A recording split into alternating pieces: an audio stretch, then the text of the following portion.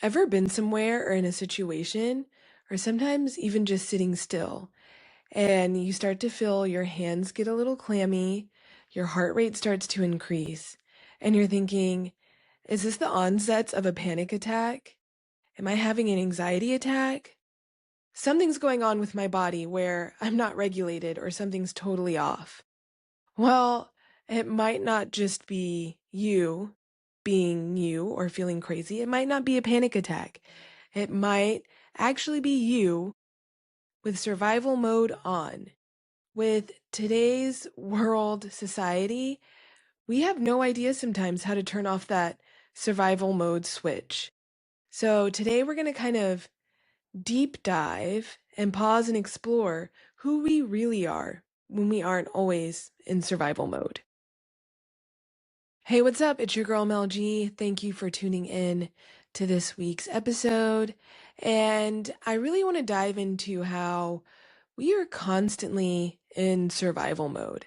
It feels like anytime I turn on the TV, open a social media app, or open my emails, there's constantly something going on. There's really, honestly, too much happening all at once. We are living through everyday historical events. Now, that sounds super ironic as I say it out loud, but I feel like every day there's some kind of breaking news headline. There's something going on in this country. There's another shutdown. There's way too much happening. And as a millennial, I've lived through market crashes, bought a house, market crash, um, starting a family, taking care of family, in the time span of 20-ish years. So in 2 decades, I've witnessed so much pile on the terrorist attacks, the wars, the everything else going on. I sometimes have to pinch myself, like, is this real? And it's funny to think that, will history books even be big enough to fit everything that's happening?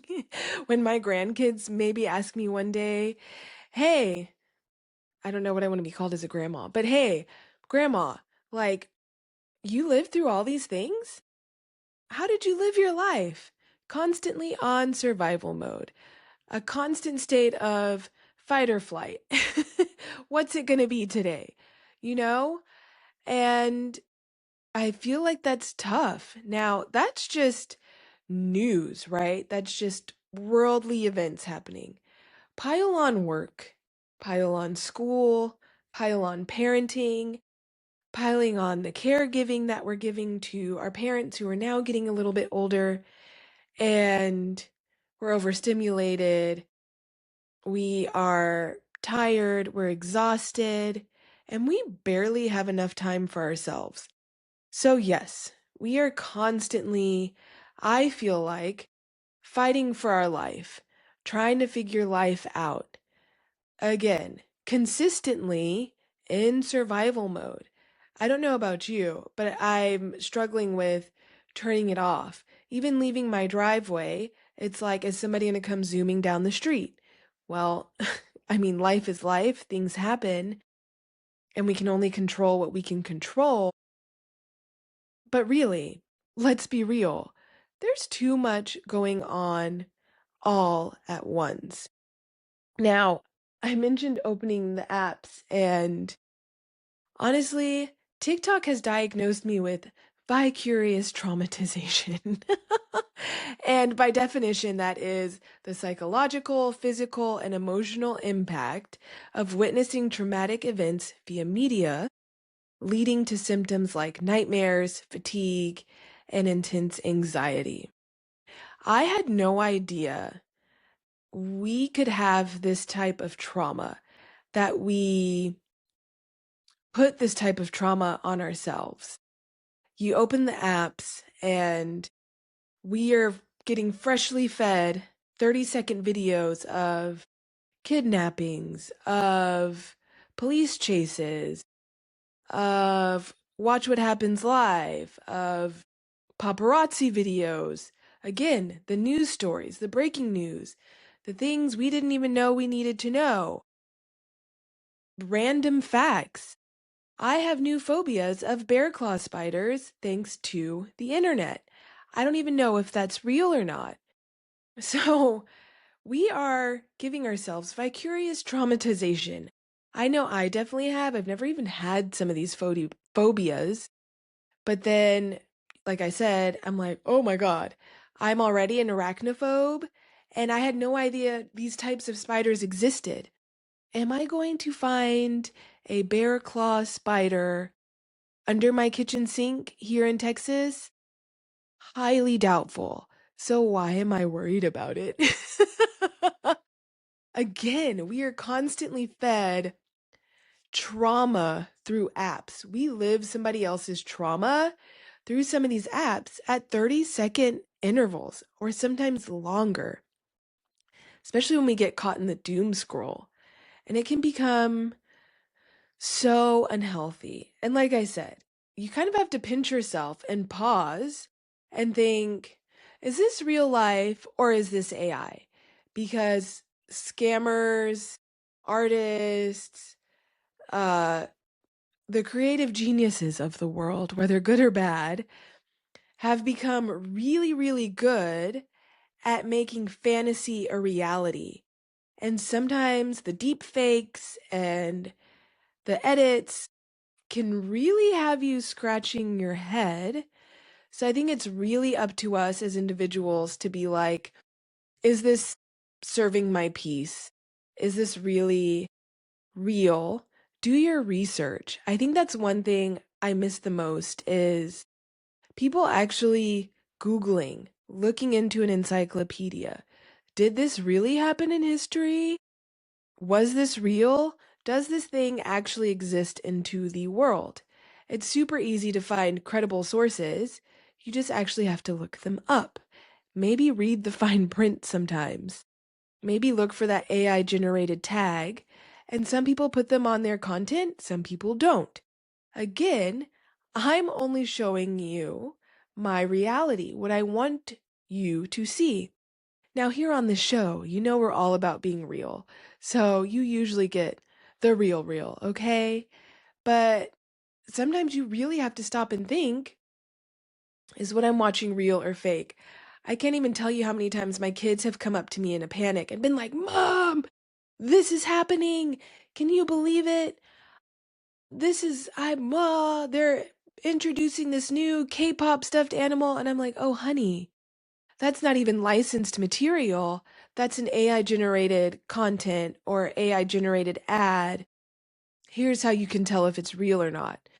Educating our children or youth how to actually do the research, because I don't even know if they teach that in school anymore. That should be a whole new class, how to differentiate real versus fake. Crazy. I can't believe we're at that point in our lives.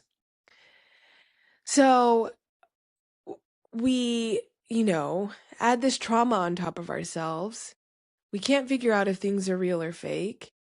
And it's all being fed to us, all being fed to us constantly, all the time. And I think the most shocking thing is we even rely on the news so much historically. That's where we got the real information, was from the news. But now, I mean, we see it all the time. There's news anchors, there's channels, there's certain programs that have to sometimes backpedal because they're like, oh, we were actually fed fake news.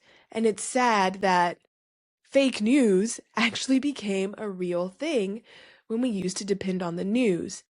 So I just think we really have to differentiate all the things and really pause and learn to think for ourselves and do the research. So now we have all these things happening at once, and we choose to give ourselves PTSD by doom scrolling. So now what do we do about it? Well, A, stop putting yourself in risky situations. We aren't going to continuously jump off a cliff or a bridge every 30 seconds because it's amazing. Now there's some people out there who are like adrenaline junkies and choose to base jump and do all the fun things. If that's you, you do you, boo-boo. But you don't see those people constantly doing it in 30-second intervals or doing it for hours straight. There's limitations to it. Put yourself at limitations, or I'm sorry, put limitations on how much risk you're willing to take. Put limitations on the risky situations you put yourself in. There's timers on apps for a reason. Put your phone down if you don't have the self-control. Set a timer. I've seen the message warnings pop up like, hey, I think it's time for a break, just like when you drive a car, at least my car. It tells me, hey, I think it's time for a coffee break, pull over if I've been driving for several hours. I feel like every device, every major new electronic has some type of fail-safe to kind of let you know, hey, you're getting into a risky area of like unhealthy driving, unhealthy scrolling. It's a little too much for you. Scale it back. Stop putting yourself in risky situations. Now, when I was thinking about this episode, I came across the survival rule of threes. And it kind of goes like you can survive off of like 30 seconds of air, 3 days without water, 3 days without food, something like that. Don't have it right in front of me at the moment. I know, terrible host, Mel G. But I really want you to look up the rule of threes. And I want you to kind of remember that, hello, 3 is the magic number. And yes, maybe set yourself up for 30-minute scrolls. I'm only allowing myself 30 minutes on this app. I'm only allowing myself, every 3 days to watch the news. Do something to that effect. Find a rule of three that works for you and keeps you healthy. Don't just survive. Don't just survive. Live. Go live your life. Stop getting the vicarious traumatization and maybe find real world trauma. Just kidding. Don't do that. Don't traumatize yourself. But go out, experience life. If you want to go touch grass, get off the phones. Journal, meditate, do something that gets you out of that flight or fight situation. The choices we make really can affect how our bodies react. If it's, living through a historical event and you just can't figure out what you're going to do next, maybe just go outside and realize the world outside my window isn't as terrible as the news is making it out to be. It isn't as terrible as social media is making it out to be. There is a life to be lived, and I think you can do so in a beautiful way without being in survival mode all the time. Reset the algorithm. If you are constantly searching for videos that traumatize you, guess what? The algorithm's going to keep feeding you videos and content that is going to traumatize you. I'm going to stop looking up bear claw spiders, and now that I've mentioned it, it's going to pop up a million times, but I'm going to stop doing it. I'm going to find content that serves my purpose, that is going to fuel my peace, and something that scales back the feeling I'm in when I'm constantly in survival mode. Something that makes me feel peaceful, not something that makes me feel like I'm under attack.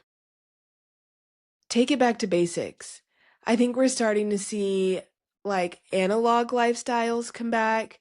People are getting cassette tapes and CD players and record players, and we're getting off of the streams and, the lives, and we're kind of taking it back to basics. And I'm here for that energy. We don't need to be fed constant news, constant negativity. Find something that really resets your body, calms you, and doesn't make you feel like you have to fight for your life every 30 seconds. Thank you for tuning in to this week's episode of Low Key Thriving. And remember, surviving actually is thriving, but we don't need to be on survival mode 24/7, 365. Remember, you can find joy in the small things. You can find peace in the simplest task, the simplest everyday things. We just have to make the choices that work for us. And honestly, you survived another episode of listening to me yapping. And if this resonated with you, tune in next week when we dive into spring cleaning. But this time we're going to do it, but like for your life. We're cleaning up your life. Okay.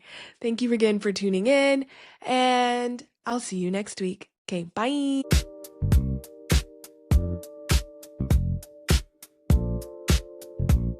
If this conversation met you where you are, stay with me. New episodes every week on Low Key Thriving. If this felt like something someone else might need, send it their way. Take what you need and leave the rest. And remember, keep it light